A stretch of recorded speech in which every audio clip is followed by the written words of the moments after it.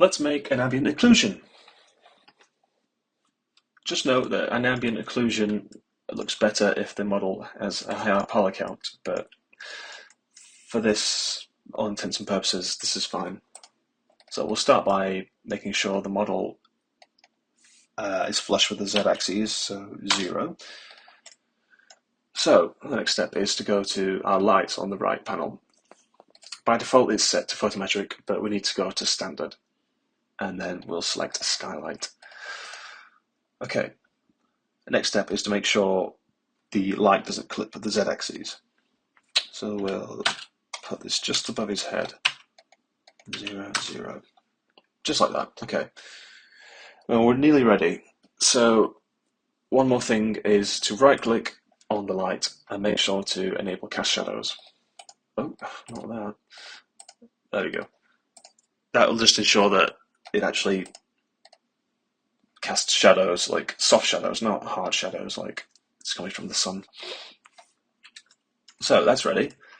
So next we click on the model and we press 0 on our keyboard to open this panel up here. The things we want to focus on are objects to bake and outputs. Okay, so by default 3ds Max sets its mapping coordinates to automatic unwrap, but if your model already has a UV map, we want to select the use existing channel.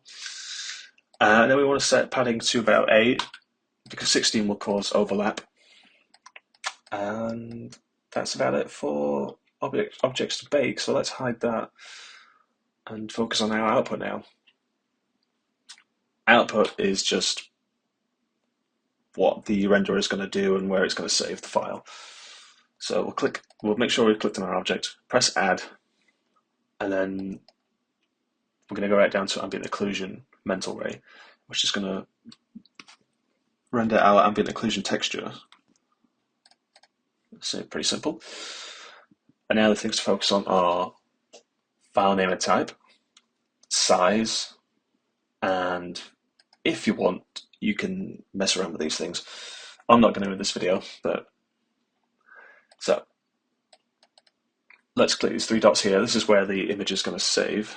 So we're just going to do it on my desktop. Yes, I already did it earlier because I screwed up the video so many times, I cannot tell you. Just call this Lewis AO again and put a file type on TGA. There are lots of ones you can choose. Let's just overwrite that.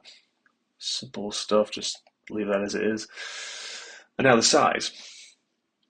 For this I'm going to use 2048 by 2048 as a standard texture size of the mid-2000s. And that's about it.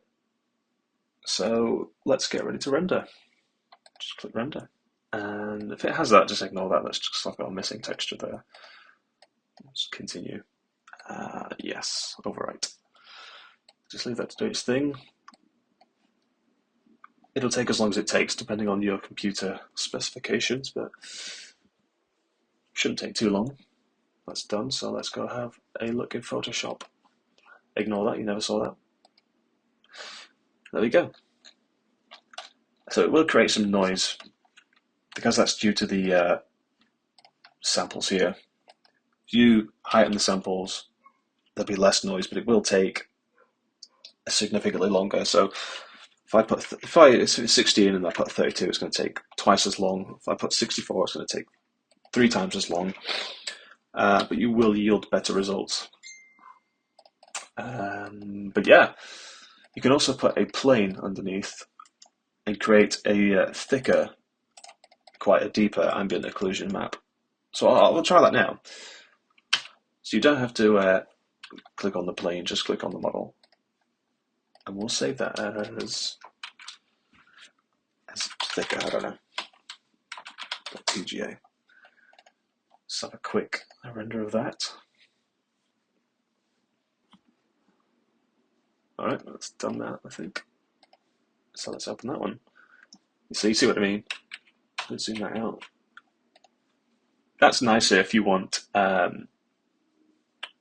just a pre-baked ambient occlusion, something's on the floor, like a box or a crate or something, or a car. It just makes it look like it's baked into the world. This is good for all around general ambient occlusions. But yeah, I hope that helps. Thank you.